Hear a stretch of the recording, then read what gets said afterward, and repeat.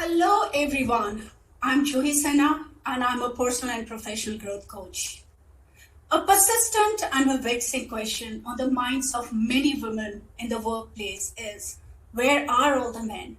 Guys who could lean in as a genuine advocates in removing obstacle to gender equity. Far too many gender diversity, equity and inclusion, that is DEI efforts, are framed as women's issues instead of key core leadership issues. Yet, until men, the vast majority of managers and executives in most industries begin to own DEI objective, tie them to business outcomes and hold others accountable for achieving them, well, progress towards gender equity will remain stalled. In recent years, an increased understanding of powerful impact of male allies at work and at home has led many organizations to recognize men as an allies, as a critical component of the diversity and inclusion efforts. So what is male ally? Well, a male ally, as we understand, men who values gender diversity and is actively engaged in eliminating inequities. He will advocate for women even when there are women not in the room. So to talk about diversity and men allies, we have an amazing guest today, Alessandro Giuliani with us, popularly known as Ali. So we have Ali. So Ali is from a very beautiful country, Italy, and after graduating from University of Italy with thesis on Italian fashion designer in 1987 and a period of research in luxury fashion in Paris, he started a fast career in luxury marketing with L'Oreal and CT Couture in Paris. He worked as a head of marketing in Zegna in Spain and Italy. He's a serial entrepreneur, built companies in Italy, Spain, China, and India. An avid traveler, windsurf instructor, diving instructor, extreme skier, ranked tennis player, national level gymnast, university soccer team captain. Wow. On top of that, he sits on the board of Indian Chamber of Commerce in Italy and Indo-Italian Chamber of Commerce in Mumbai. He sits on the advisory board of SME Chamber of India, where he chairs the India-Italy Education Committee. Promoted and launched STA Bocconi Asia Center, the world's offshore presence of 120 years of old University of Bocconi. He has been acting as a managing director of STA Bocconi AC in Mumbai since its inception, that is 2012. What an amazing and diverse experience, and it's an absolute pleasure to have you on the stage. Welcome, Ali. Welcome to WiT All in All Virtual Skilling Week. Thank you very much, Joey. Thank you, and thank you for the beautiful presentation. And I'm very happy to be here on this stage at the WiT. It's something that is very close to my heart. As you know, as you rightly said, I've been managing a business school for the last 10 years, and I think we're one of the most diverse in the country, in India, not only for gender, but in gender we are always between 50 and 51% women, which I think is quite a good record. And because there is actually an intent to that, I believe strongly in diversity, as I was saying. Even in terms of state of India, we have 20 states represented in our batch, and all streams of education and all streams of work experience represented heavily. And for sure, gender is one of the most important things, especially in India. So I'm very happy that to be here with you today. Absolutely, and I'm sure audience, and I'm looking forward to our session. So audience, if you have any question, please keep putting it on chat pods, and we will take it by end of this talk. So, Ali, women conferences are increasingly inviting men to attend. And by creating events aimed at men, and they hope to include them in discussions around gender equity in workplace and make organizational diversity effort bit more successful. So my first question to you, Ali, is what is your view on gender diversity? And do you also feel gender diversity is overhyped? Well, Joey, I think it's a real issue. Okay, so that's for sure. And as in everything, there are people that are overhype and people that don't hype at all. So I think it is an issue that has to be brought out continuously. For sure, there are some places where this issue is overhyped. For example, I'm very happy to be here today as a man because when you see those stages where there are only women, that's not enough. That's more of a feminist thing, if you will, sometimes. Men are part of the problem and part of the solution. And I think that as in everything, as in every movement, you need people that overhype to push some ideas forward. Then you need people that are able to counterbalance that and bring a better balance. Otherwise, hyping tends to bring the issue out of the limits, and so tagged as something bad. So we need both, and we need careful balancers trying to handle it all. But it is a real issue that should be in all the stages. Then I'm sure with the answers, with the questions that are coming, I'll be able to go deeper into that. Absolutely. And so rightly said that, men are part of problem as well as solution, and we need to bring in balance. But, as you said, to really succeed with diversity and inclusion, we need to establish and focus a shared goal, shared vision, and a common ground. As you said, we need to create balance. And we should also feel free and empowered to go within ourselves, to examine the part each one of us has in playing and contributing to effectiveness and inclusiveness in a team. So, and if you remember, He for She movement happened, which started with impassioned speech from Emma Watson, and that showed the importance of men in the fight for gender equality. And since then, we have seen male role models stepping up, from, let's say, David Beckham to Barack Obama to Justin Trudeau. But how about men in business world? So my next question to you is, if men were to become true allies in the business world, what are some of the key observable differences that we should be able to see? I think men are already key allies. As in everything, there are places where they are not that much. There are places where they are a lot. I believe more that there's no diversity really between genders. There is diversity within us, within each of us. Each one of us has the feminine and the masculine side, if we can call them like that, inside of us. So, sometimes you have men that are more feminine than women. Sometimes you have problems of women creating the same problems that, and I can tell you a few, creating the same problems that we say that men create. So I think more than allies, again, it's not a war. It's I think everybody, both men and women, should treat the problem, the issue, let's say, as a non-issue. We are just all the same. I think myself as a man, I have the feminine side, which is stronger than the masculine. I'm not ashamed to say that, and more than many other women that have more masculine inside of it. So there's no issue. We just need to treat ourselves as equal, which is, I think, is something that is really happening. If I am always the whole day with millennials for my job, and in the millennials is already there. So I think there is some kind of cultural problem for many different reasons. If you want, we can talk about that also later. That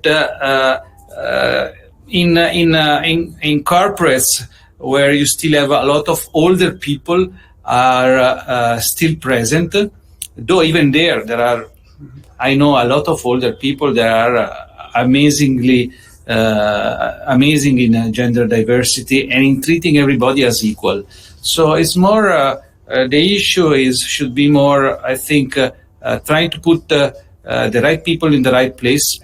And normally, generally speaking, education also is a problem. Okay, education, especially in India, is very quants, and I don't like to generalize. And actually, this stage should be the opposite. But generally speaking, men are stronger in quants and weaker in soft.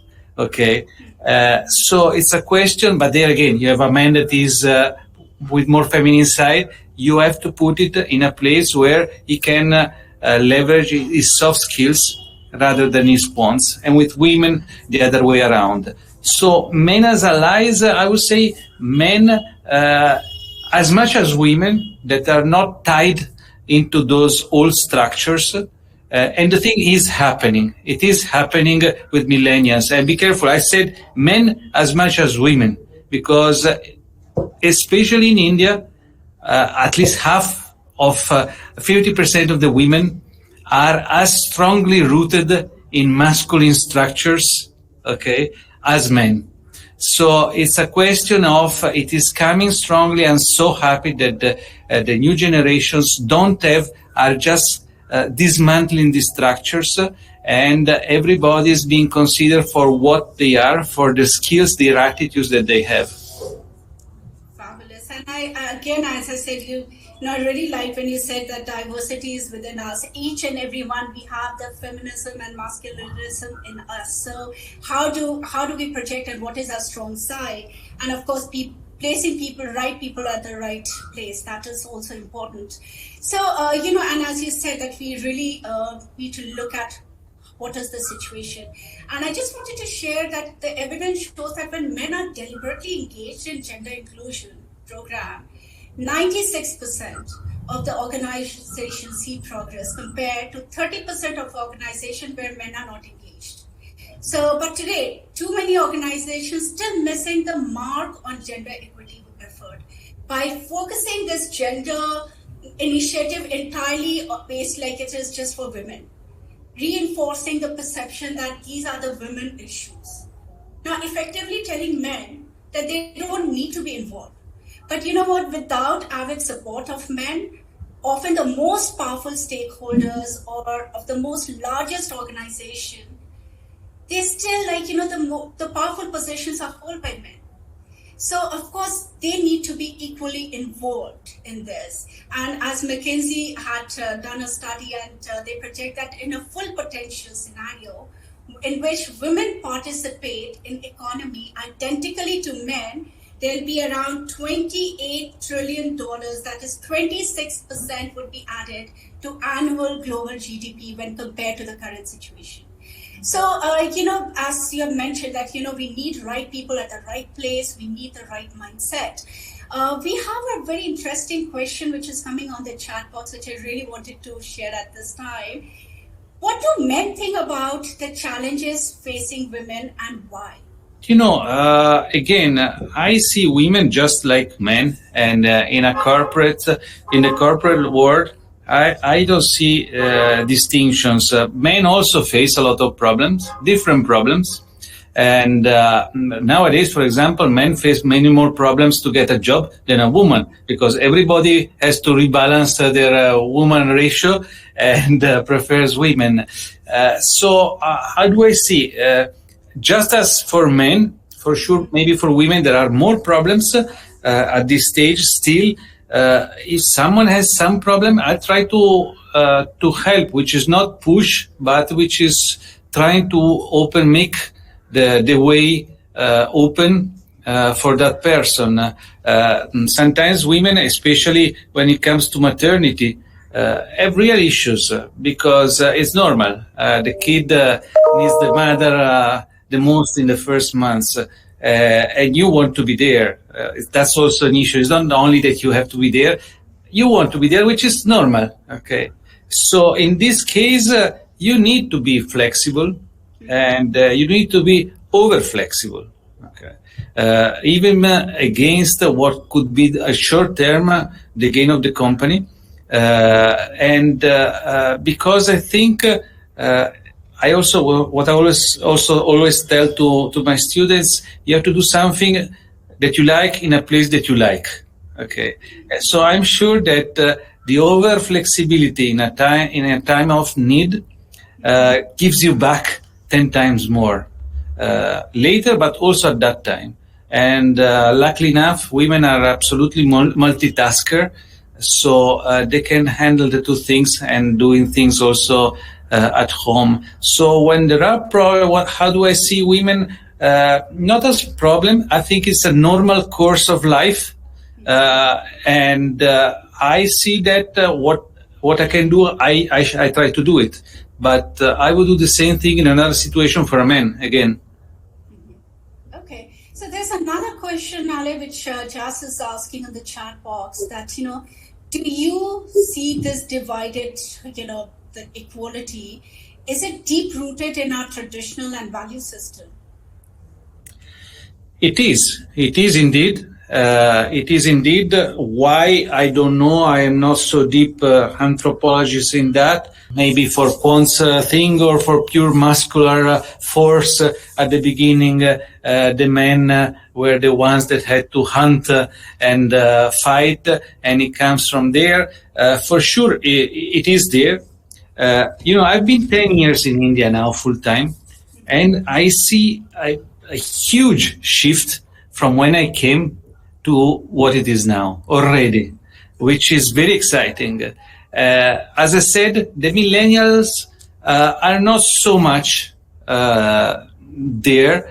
There is a lot of pressure still from the older generations, from the families in certain things, especially related to marriage, to kids, and so on. But I think you say I come from a beautiful country. I think my beautiful country is very similar to India. And just with a gap of 40, 50 years difference in starting an evolution. I remember when I was young, exactly the same issues were there in Italy. Now it's no more there. I mean, a little bit is always there. It will always be there, okay? It's normal, but it's not as it was before. It's not as it was in India 10 years back. So, it is. It's up to us to study, to think, to read, and to, as in everything, to try to see it with an objective lens. But, that's only one of the many problems on which I would give the same reply. I think in every situation, especially now that the world is changing very fast and that there is a lot of multicultural contacts, in every situation, you have to understand that what you see is only with your lenses. And there are 100 different lenses that you can see the same thing and have 100 different sides of the same problem. That goes for diversity, for any possible thing, for any possible corporate negotiation. So it's up to us, even in gender diversity, to understand that we are seeing the thing with a lens, and we have to try and get rid of that lens. Yes, absolutely. And as you said, world is changing, but Ale, we think we have a different type of, male colleague in the society. So, and allyship can range from being apathetic men who are clueless and disinterested regarding gender issues, to men being aware, men who have some grasp of the issue but not at all active or engaged in addressing it. Then we have active men who are well informed and willing to engage in gender equity effort, but only when they're asked. And we have, of course, advocate men who routinely and proactively champions gender inclusion. So my another question to you, how does corporate culture influence the dynamic of men who wants to help? Well, first of all, if I can jump back to what you were saying, I see exactly the same groups in women. Okay, and not women against men, but women for women. You have the women that are fighting for everything for the women. There are women that want the world to be liberated. There are women that they are okay like this. It's better not to bother people and stay like this, which is still okay. There are women that absolutely don't want to change. They like it like that. Okay, actually, they like it even worse. So it's the same thing for women. Absolutely, couldn't agree more with you here on this. So corporate world, I think, can be a good leverage because it's a place where it's easier to be considered for your technical skills or for your soft skills because there is the larger, they say, good of the company. Okay, and so they try to use you as a resource. So even if you are a woman, okay, but you're good at that, you might be used for that, even if you're a woman. Okay, I'm exaggerating, but just to get the idea. So I think corporate world for sure is a very good platform. And also, you are out of normally the heaviest pressures. You get them from family. There you're out of the family, and worst case, you change the job. You don't have to change the husband. Okay. If it really turns out bad. So I think corporate world definitely can be the big platform that can help that, and that's why we have a larger responsibility in the corporates to handle this issue in a balanced way. So to bring it forward, to make paths for women and for men, depending on their skills, to the higher floors. And also to handle when there are women that are too aggressive or that are exaggerating, that are making it over hyphen. Men allies can act like a catalyst for change, challenging organization structure that disadvantage women while remaining committed to the success of the organization. Now, ally evidence have revealed that gender parity efforts are most effective when men believe that they have a dignified and important role to play. And that transformation in the workplace is something that they can share in. And so I would like to ask you, what prevents many men from taking action? And if you can suggest some practical tips that all male allies can use to actively support women in the workforce. Well, I don't know many men that prevent that. Luckily enough, but I can understand that some men may be more insecure, keeping half of the population down. There's less competition. You have only half of the population to compete with for a better job or for a promotion. What I think is that men, yes, can be good allies. But again, if they are balanced, and luckily enough, especially nowadays, you grow if you are balanced. If you are fully, if you are a full person, not only very skilled in something, but you need the skills. The technical skills are important, but more and more nowadays are the soft skills that are important to grow and to handle people. And so whether it is a man or a woman, when you grow up to the upper floors, you are balanced enough to take care of these things.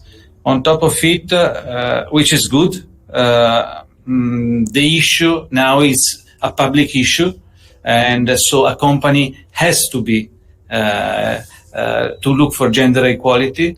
So it very likely it is one of the things that are treated in the boards and so on, which is good. Which is good, again, in a balanced way. So sometimes it's a pity to see that in order to have enough women as mandated in the boards, you see women that are not up to the job. Okay, which happens also for men. But when you have reserved seats and you need a reserved seat for a woman that is not hasn't got the skills to be there, it's a pity. That's why I think again education is extremely important.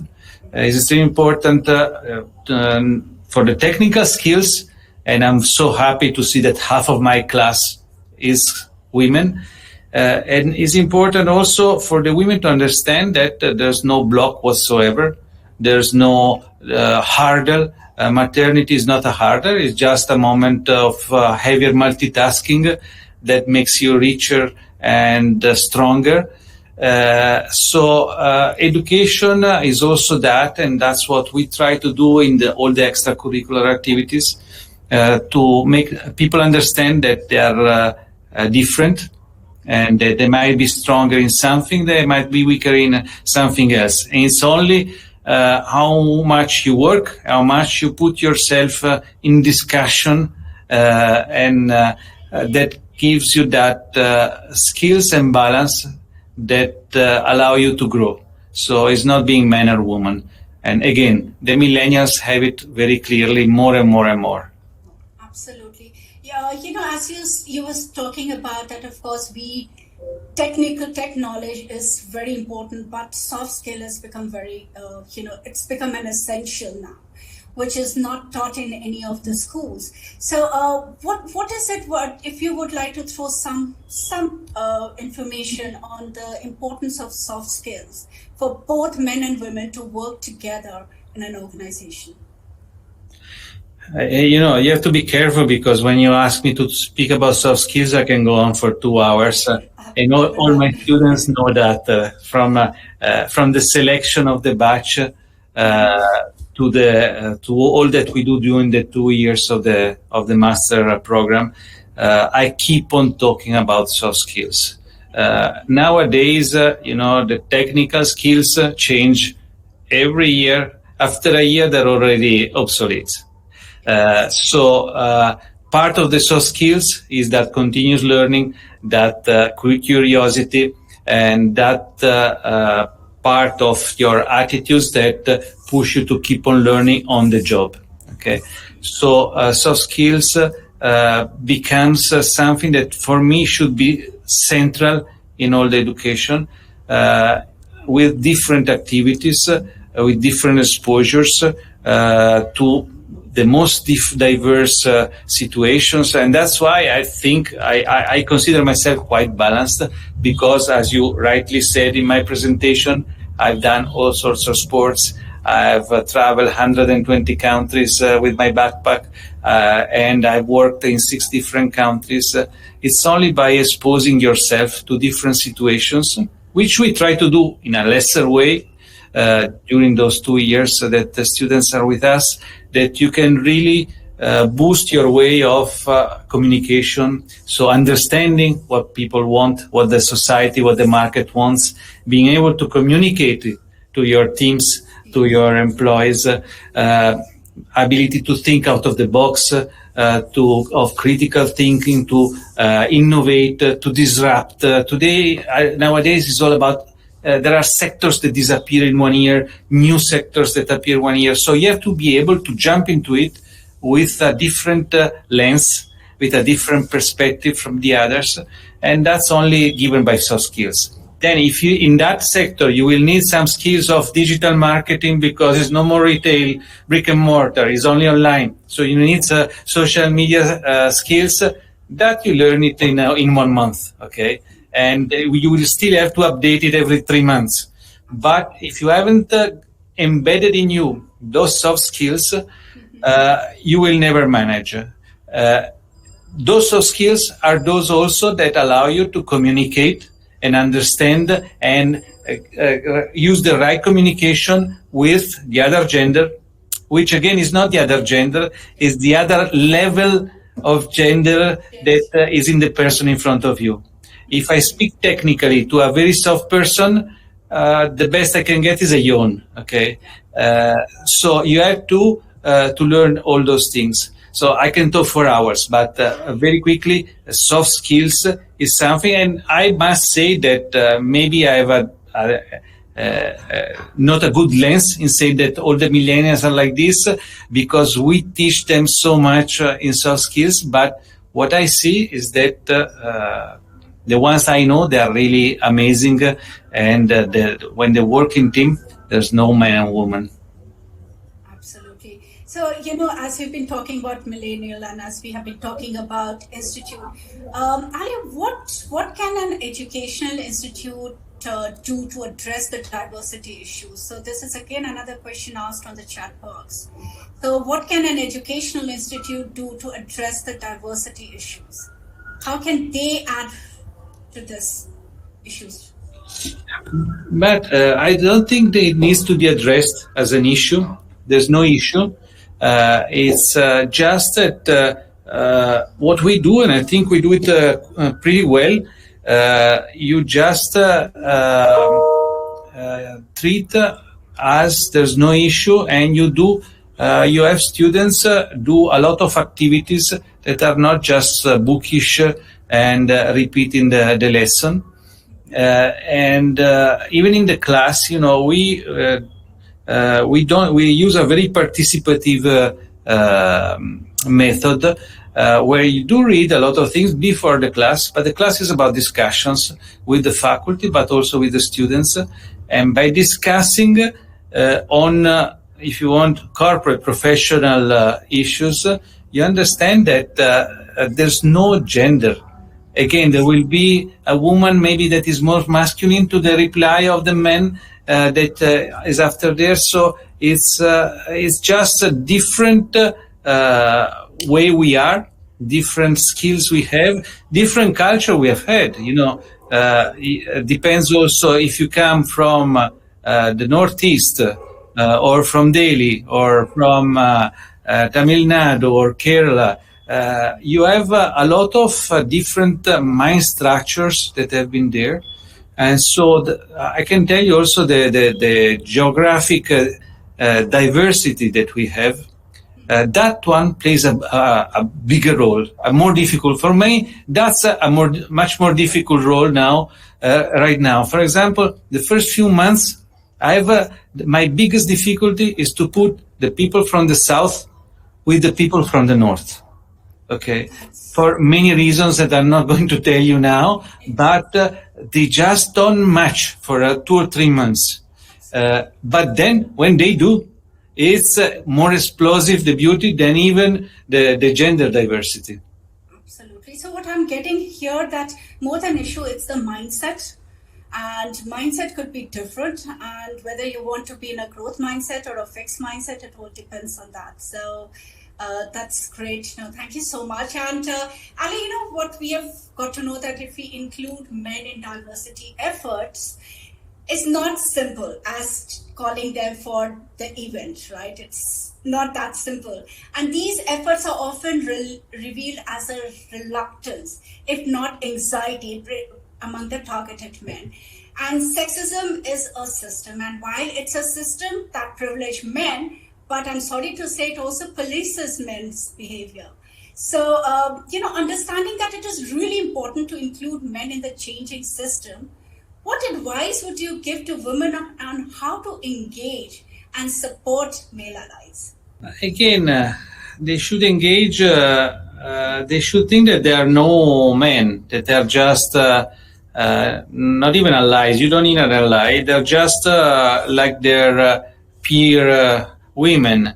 And if there is an issue, you don't need to just speak to the women, speak with the men also. They are, most of them nowadays are as comprehensive and as supportive as a woman. And for sure, if the support comes from a man, it's much more meaningful and impactful also for the other men. So what I say, don't create yourself this division and trying to include men. And for sure, you say sexism, there are these issues every now and then, because there are some men that are still a bit acting in that way. When it goes beyond a certain point, just reply like a man. If they do an observation on a physical, on a body part, do the same thing on them. I can assure you they can be much more shocked than you to receive a comment like that. So when it's needed, it's needed. Otherwise, just as